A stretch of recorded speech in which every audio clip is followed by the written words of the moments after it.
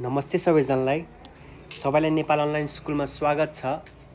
म तपाईहरुले नेपाली पढाउँदै आइरहेको छु र आज हामी कक्षा 8 को नेपालीको पाठ 17 गर्न गइरहेका छौं। मैले पाठ 16 सम्म भिडियोहरू अपलोड गरिसकेको छु। यदि तपाईहरुले हेर्नु भएको छैन भने कृपया पहिला त्यो भिडियोहरू पनि हेर्नु, त्यसपछि यो पाठ पढ्न आउनु होला। किनभने हामी नेपाली कक्षा 8 को अन्तिममा पुगिसकेका छौं र आज हामी पाठ 17 हामी एउटै हो भन्ने नाटकको अभ्यासहरू गर्न गइरहेका छौं। कृपया आफ्नो कपी कलमहरू ल्याएर राख्नु होला। त्यसैगरी हामी अभ्यास गर्छौं र तपाईहरु पनि लेख्दै जानु होला है। ल सुरु गरौँ। पहिलो अभ्यासमा रहेको छ उत्तर भन।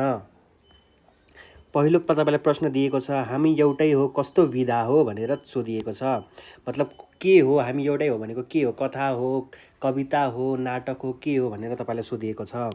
हामी एउटै हो नाटक एकाङ्की विधा हो भनेर लेख्न सकिन्छ। यस एकाङ्कीमा कतिजना पात्र छन्? उत्तरमा यस एकाङ्कीमा 4 जना पात्र छन्। स्नेह पाउँदा हाम्रो मन के गर्न थाल्छ? माया पाउँदा हाम्रो मन के गर्न थाल्छ रे? उत्तरमा स्नेह पाउँदा हाम्रो मन मयूर झै प्वाँख फिजाएर नाच्न थाल्छ। अर्कोमा छ कमलले बुवाकै किन रेलगाडी रोक्न अनुरोध गर्यो? उत्तरमा कमलले बुवालाई पुल भत्केकाले रेलगाडी रोक्न अनुरोध गर्यो भनेर लेख्न सकिन्छ। अर्कोमा छ पीडा हुँदा हाम्रो मन कस्तो हुन्छ? उत्तरमा पीडा हुँदा हाम्रो मन कालो बादल झै धुम्म हुन्छ। अब अर्को हामीले एक वाक्यमा उत्तर दियो। अर्कोमा रहेको छ पाठका आधारमा ठिक बेठिक छुट्याऊ भनेको छ। विजय हाम्रो देशको राजधानीमा बस्छिन्। उत्तरमा विजय हाम्रो देशको राजधानीमा बस्छिन्। ठिक, यो चाहिँ ठिक उत्तर रहेछ भनेर हामीले ठिक लेख्यौं। हामी सबै यस राष्ट्रको सीमा तैनात सहज प्रहरी हौ भनिएको छ। यो ठिक हो कि बेठिक हो तपाईलाई? हामी सबै यस राष्ट्रको सीमा रक्षामा तैनात सजग प्रहरी हो कि हैन? ठिक हो, यो पनि हामी आफ्नो देशको लागि सधैँ झैं लडिरहनुपर्छ है। अर्कोमा छ विश्वका असंख्य मानव मध्ये हामी नेपाली हौ। विश्वका असंख्य मानव मध्ये हामी नेपाली हौ। ठिक हो कि बेठिक हो? ठिक हो, अभियसली यो पनि हो। अब आयो हाम्रो संक्षिप्त उत्तर देऊ भनेर तपाईलाई सोधिएको छ। पहिलो छ कमलले टिभी बन्द गर्न र विजयालाई खोल्न आग्रह गर्नुको कारण के हो भनिएको छ है। उत्तरमा लेख्न सकिन्छ कमलले एक सचेत व्यक्ति थियो। ऊ राष्ट्रिय भावना र एकताका विषयमा बढी जोड दिन्थ्यो। टिभीको कार्यक्रममा उसको विचारको प्रतिनिधित्व भएको थिएन। त्यसैले ऊ कुनै किसिमको फाइदा नहुने कार्यक्रम हेरेर समय बर्बाद पार्न चाहँदैनथ्यो। टिभीमा नृत्यको कार्यक्रम, नृत्य है, डान्स, नृत्य है, नृत्यको कार्यक्रम आइरहेकाले त्यसबाट कुनै किसिमको उपलब्धि नहुने देखेर कमलले टिभी बन्द गर्न खोज्यो। तर उसकी बहिनी विजया मनोरञ्जन प्रिय थिई। उसलाई टिभीमा आउने नृत्य कार्यक्रम मन पर्थ्यो। नृत्य। टिभीमा अर्को कार्यक्रम आउने बेला भएको थियो। तुलनात्मक रूपमा हेर्दा कमलभन्दा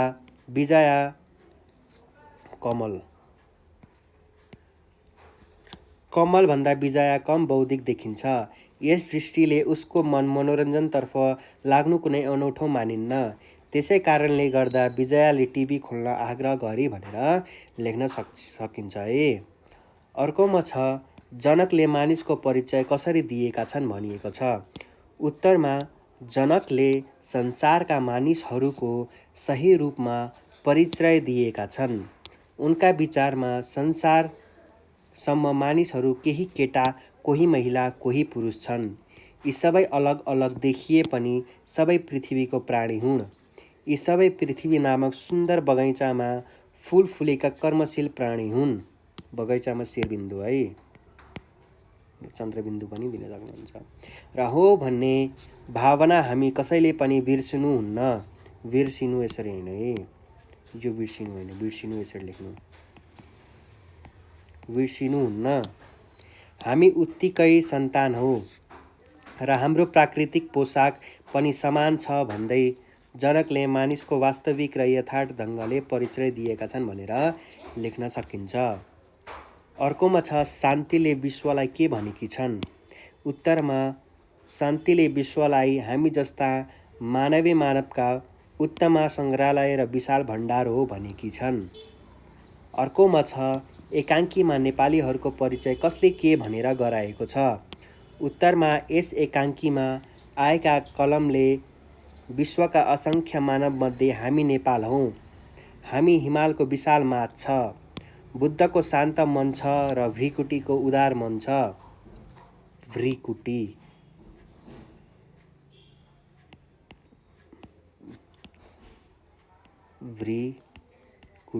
है, भ्रिकुटीको उदार मन छ भनेर नेपालीको परिचय गराएको छ। साथै उसले हामी सबै नेपाली हिमलाई राष्ट्रको जिउँदा र स्वतन्त्र नागरिक हौँ। हामीलाई हो है, हिमलाई होइन, हामीलाई परिचय दिएको छ भने शान्तिले नेपाल राष्ट्रको सीमा र रक्षामा तैनात प्रहरी हौ भनेर नेपालीहरूको परिचय गराइएकी छ। सबै पात्रले सबै नेपाली एक छन् नै नेपालीको परिचय हो भनेर चिनाउन काम गरेका छन् भनेर लेख्न सकिन्छ। र अर्कोमा छ 2 नम्बरमा व्याख्या गर भनेको छ। यस पङ्क्तिलाई चाहिँ व्याख्या गर भनेको छ। पङ्क्ति के रहेको छ त, यो विश्व हामी जस्ता मानवीय मानवको उत्तम सङ्ग्रहालय र विशाल भण्डार हो भनेको छ।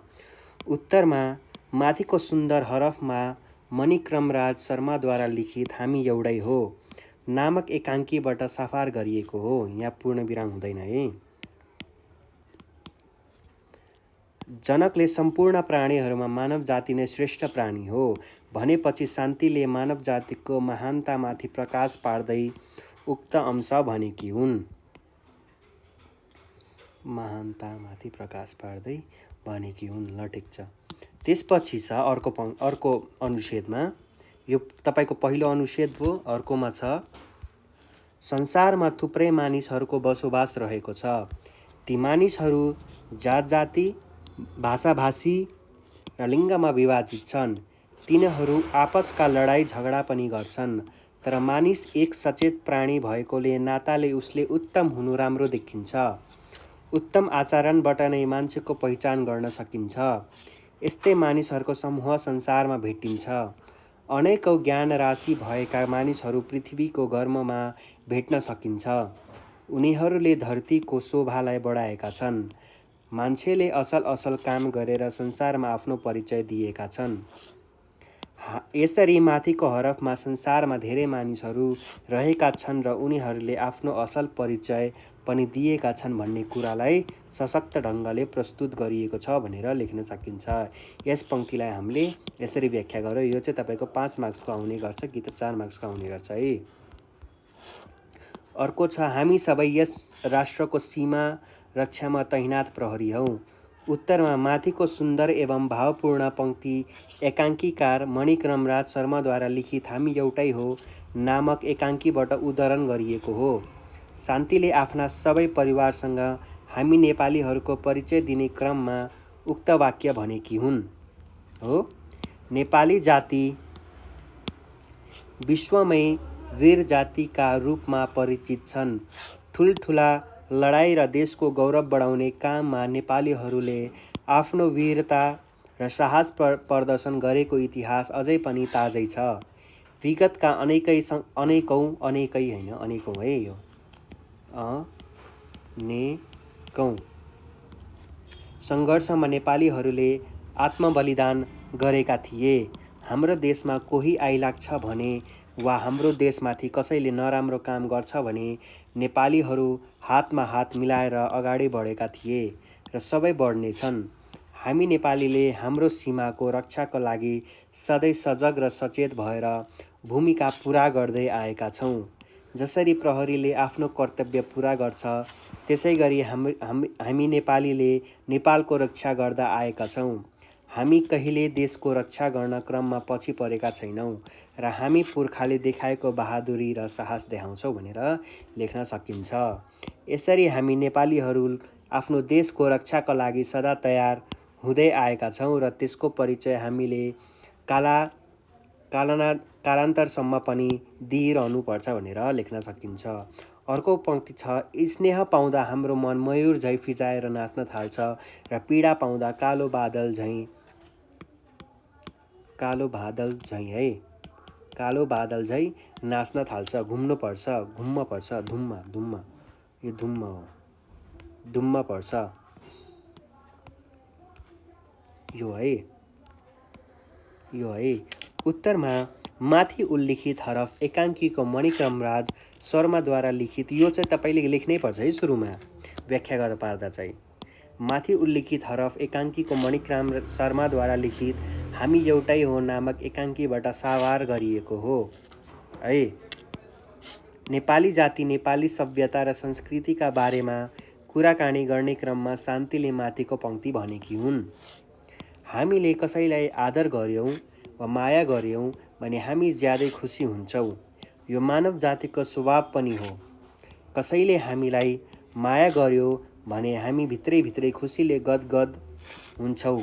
मयूरले आफ्नो प्वाङ फिजाएर नाचे झैँ हाम्रो मन पनि नाच्न थाल्छ। तर हामीलाई दुःख पीडा आइलाग्यो भने मन खुसी हुँदैन। पीडा वा दुःखको अनुभूति नराम्रोसँग हुने गर्दछ। त्यो आकाशमा कालो बादल मडारिए झैँ मडारिन पुग्छ। कालो है, कालो पुग्छ। त्यसै गरी यसरी माथिको पंक्तिमा मानवीय स्वभावको बारेमा उल्लेख गरिएको छ। यसले मानवीय स्वभावको वास्तविक कुरालाई समेटेको छ। त्यसै गरी हाम्रो मन खुसी हुँदा एकदम खुसी दिउँ बाँडौँ जस्तो लाग्छ, तर दुखी हुँदा हाम्रो मन पनि दुःख हुन जान्छ र कालो बादल झैँ पानी पर्ला जस्तो तर पानी पर्दैन। त्यसै गरी हाम्रो मन पनि त्यही हुन जान्छ है। अर्कोमा छ, हामी एउटै हो एकाङ्कीको मुख्य सन्देश के हो तपाईँलाई सोधेको छ। उत्तरमा संसारमा मानिसहरूको विभिन्न भाषाभाषी, जात जाति, लिङ्गका आधारमा विभाजन भए पनि यस धरतीका सुन्दर प्राणीको रूपमा चिन्न सकिन्छ। मानिस यस धरतीको कर्मशील प्राणी भएकाले क्रमकै आधारमा मान्छेको जीवन सार्थक बन्छ भन्ने सन्देश यस पाठले दिएको छ। क्रम होइन है, कर्मकै आधारले मान्छेको जीवन सार्थक बन्न भन्ने सन्देश यस पाठले दिएको छ। यस संसारमा सम्पूर्ण मानव जाति एउटै हुन्। त्यसैले देश, जात, लिङ्ग आदिको आधारमा कहिल्यै झगडा गर्नुहुन्न भन्ने शिक्षा पनि यस पाठले दिएको छ। यसै गरी हामी नेपालीहरूले आफ्नो देश, आफ्नो संस्कृतिलाई माया गर्नुपर्छ र यस्तै मानिस सदा पूज्य र अमर हुन्छन् भन्ने शिक्षा पनि दिएको छ। नेपाल आमाका सन्तान हामी सबै नेपालीले आफ्नो देशको रक्षाको लागि सधैँ लडेर सामना गर्नुपर्छ। कसैले कसैको भेदभाव नराखी देशको इज्जत गर्न सिक्नुपर्छ भन्ने सन्देश यस पाठले दिएको छ भनेर लेख्न सकिन्छ है। हामीले एक वाक्यमा उत्तर देऊ, त्यसपछि प्रश्न उत्तर, त्यसपछि व्याख्या गर, त्यसपछि मूल भाव यस पाठको हेर्यौँ। अब हामी यस पाठको उल्टो अर्थ दिने शब्द छानेर जोडा मिलाऊ। यस शब्दहरूको उल्टो अर्थ दिने शब्दहरू लिन्छौँ है। शान्तको अशान्त, उत्तमको अनुत्तम, प्रश्नको के हुन्छ उत्तर भनेर लेख्न सकिन्छ। अर्को छ, तल शब्दको अर्थ लेख। यस शब्दहरूको अर्थ लेख्नुहोस् भनेको छ। पहिलो रहेको छ माथ। माथ भनेको के हो? शिर अथवा टाउको। तैनाथ भनेको के हो? खटाउने वा राख्ने काम, नियुक्ति। कर्मशील भनेको निश्चित काममा लागि पर्ने, लगनशील। प्रसन्न भनेको खुसी अथवा प्रफुल्ल लेख्न सकिन्छ। अनि गर्व साथ भनेको के हो? आत्मगौरव साथ अथवा स्वाभिमान पूर्वक लेख्न सकिन्छ। अर्को आयो फेरि, अर्थ स्पष्ट हुने गरी वाक्यमा प्रयोग गर। यस शब्दहरूको वाक्यमा प्रयोग गर भनिएको छ। पहिलो रहेको छ सन्तति। त्यसलाई हामीले कसरी गर्न सकिन्छ त वाक्यमा प्रयोग? हामीले आफ्नो सन्ततिको सधैँ ख्याल राख्नुपर्छ है। चक्र, मेरा हातका औँलामा एउटा मात्र चक्र छ। अर्को छ स्वतन्त्र। संसारमा मानिसले स्वतन्त्र भएर बाँच्न पाउनुपर्छ। अर्को छ भूमण्डल। हाम्रो अस्तित्व भूमण्डलमा अडिएको छ। प्वाँख फिजाएर नाच्नु। माता पिताको माया पाउँदा मन मयूर झैँ प्वाँख फिजाएर नाच्न थाल्छ। धुम्म पर्नु, सानीका कुरा सुनेर उसकी स्वास्नी धुम्म परेर बसेकी थिए भनेर लेख्न सकिन्छ। अब आयो यस पाठको व्याकरण है। व्याकरण पहिलो छ, उदाहरणमा दिए जस्तै गरी तल दिएको निपातलाई वाक्यमा प्रयोग गर है। अब के गर्न सकिन्छ त, यो शब्दहरूलाई वाक्यमा प्रयोग गर्न सकिन्छ। जस्तै कि सुरु गर्ने हो त, लौ त अब परिचय खेल सुरु हुन्छ, ल तिमी आफ्नो परिचय देऊ, अब टिभी खोल्नुस् न भनेर लेख्न सकिन्छ। हामीले यसै गरी यस पाठ पनि सकेका छौँ। अगाडिको पाठहरू पनि नयाँ भिडियो आउनेमा हेर्दै गर्नुहोला। नेपालीलाई कहिले नभुल्नुहोला। हामीले पाठ 17 सक्यौँ। अब हाम्रो भेट पाठ 17मा अवश्य हुनेछ। धन्यवाद। नेपाल अनलाइन स्कुललाई माया गर्दै गर्नुहोस्, पढ्दै गर्नुहोस्, खुसी रहनुहोस्। हरे कृष्ण।